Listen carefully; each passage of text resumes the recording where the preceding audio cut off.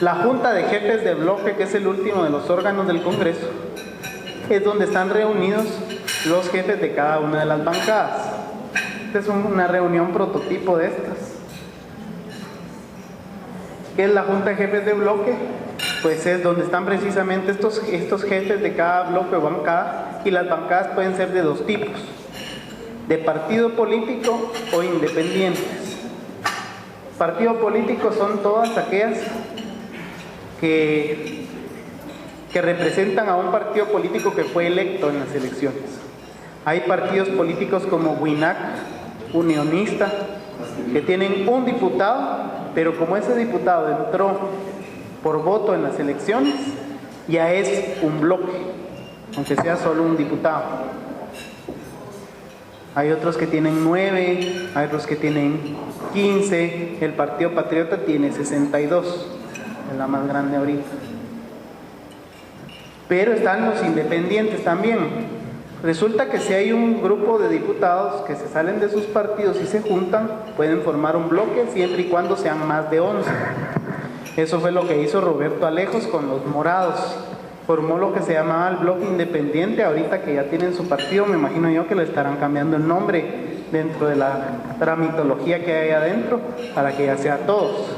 Pero ellos por un buen tiempo fueron el bloque independiente. En la legislatura pasada estaba la bancada Guatemala, que fueron también algunos disidentes de la Gana y de otros partidos que se juntaron en un bloque. No quisieron actuar solos, sino que se juntaron en un bloque, fue la bancada Guatemala. Pero no representa ningún partido político. Interesante porque tiene menos derechos. Por ejemplo, la Comisión de los Derechos Humanos tiene que tener siempre un representante de cada partido político que fue electo. Pero, por ejemplo, ahorita si el bloque independiente de Alejos quisiera tener un miembro en esa comisión, no puede, porque no entraron como partido electos, sino que se formaron ya estando ahí adentro. Lo mismo pasó el año pasado con Líder y con esta bancada Guatemala. Líder también originalmente no era un partido, sino que se formaron como un bloque legislativo. Después ya formaron el partido. La Junta de Jefes de Bloque conoce y aprueba el proyecto de agenda que le dio el Pleno. Nos recordamos, la Junta Directiva es la que propone la agenda y los jefes de bloque son los que la aprueban. Ellos aprueban y disponen qué es lo que se va a conocer y qué no. Ellos acuerdan los días y horas en que se reúne el Pleno. Interesante, me llamó la atención esta última, que ellos son también los que proponen una terna para contratar la auditoría externa del Congreso. ¿Por qué pongo esta? Porque resumen estas cuestiones el poder que tiene esa Junta de Jefes de Bloque, en donde José Alejandro Arévalo, que es el único representante del Partido Unionista, aunque es solo un diputado de ese partido, igual tiene un voto ahí. Y entonces resulta que de todos los 14 bloques que hay la mitad representan apenas un 10% de los diputados, pero tienen la mitad de votos en la Junta de Jefes de Bloque. Pues ahí ellos tienen la posibilidad de separarse. Por ejemplo, ahorita pasó con la Gana y la UNE, o con Viva y Encuentro por Guatemala, que ya estando ahí, pues cada quien dispuso separarse, y por las condiciones en que la ley electoral y de partidos políticos pone para las alianzas, pues sí tienen el derecho de hacerlo, de llegar en bloque pero separarse adentro, y en ese caso sí cada uno de los dos partidos tiene derecho a su miembro en la Comisión de Derechos Humanos, porque son partidos políticos electos, y también tienen derecho a su participación. El tiene dos comisiones, tiene dos votos. Así es, porque está el diputado Carlos Mejía y está el diputado Amílcar Popo. Por ejemplo, ellos dos tenían votación ahí, los dos tienen voto ahí, en Junta de Jefes de Bloque y en Comisión de Derechos Humanos. La coalición llevó dos diputados de 158, pero tiene dos votos de jefes de bloque, que son 14. ¿Verdad? Ahí es como puede inclinarse la balanza para un lado y para otro. Aquí está la lámina sobre el proceso de creación de una ley.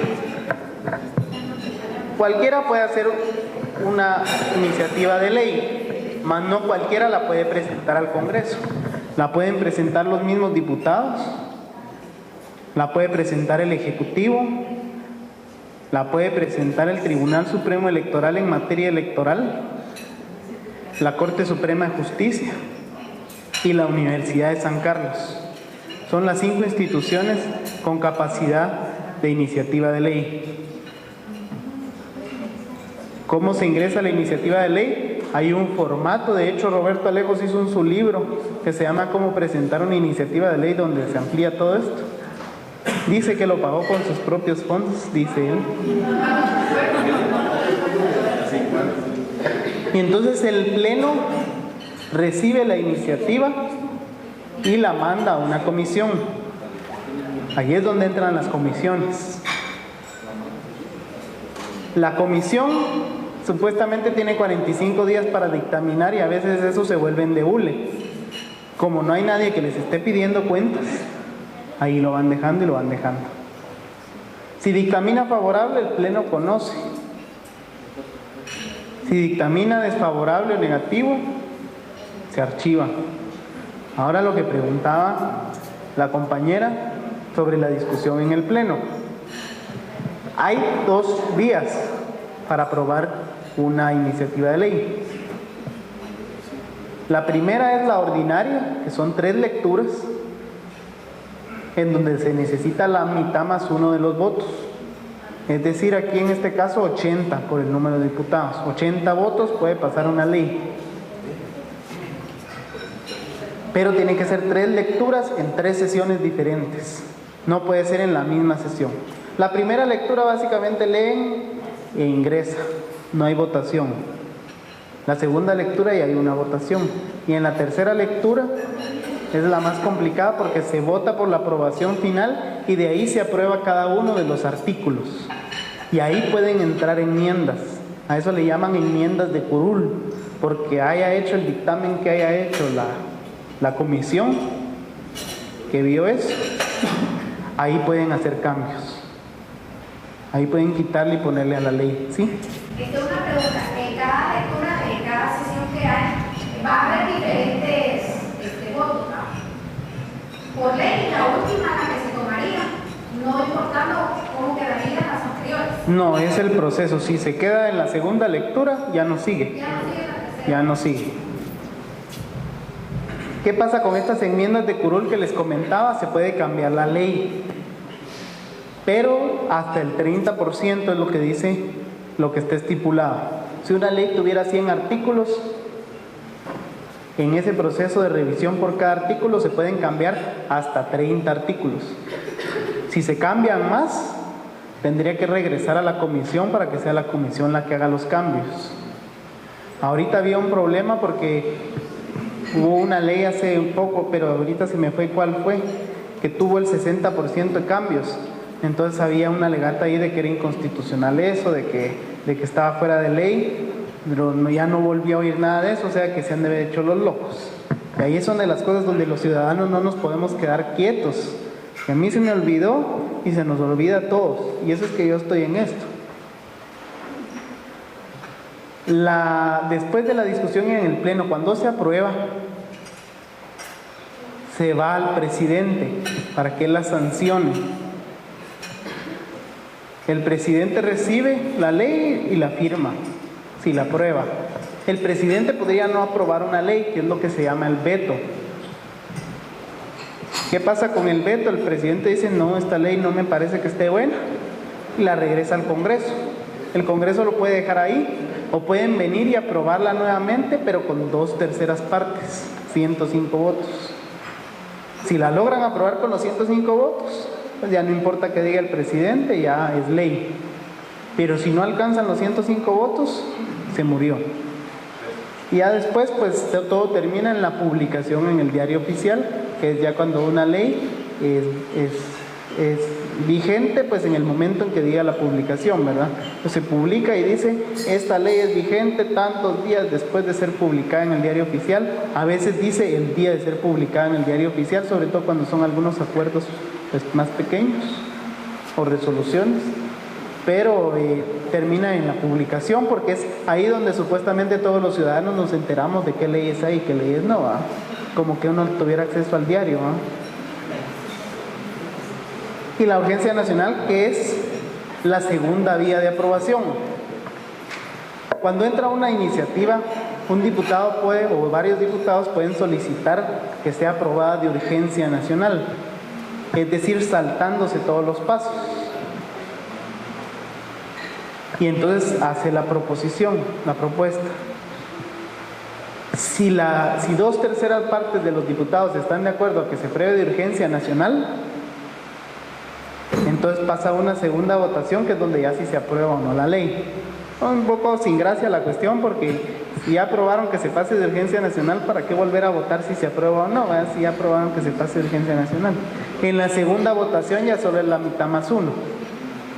¿Sí? ¿Esas leyes de urgencia nacional tienen alguna característica o puede ser cualquier ley que a los diputados se les ocurra que es de urgencia nacional? Puede ser cualquiera. La semana pasada de urgencia nacional pasaron la exoneración de los premios a Eric Barrondo y también pasaron la exoneración de impuestos a 10 ambulancias. Esa es una de las cosas ridículas de la ley. Si las ambulancias son de uso público, son de uso social, de entrada en la ley, en cualquier ley fiscal, debería decir que están exoneradas de impuestos.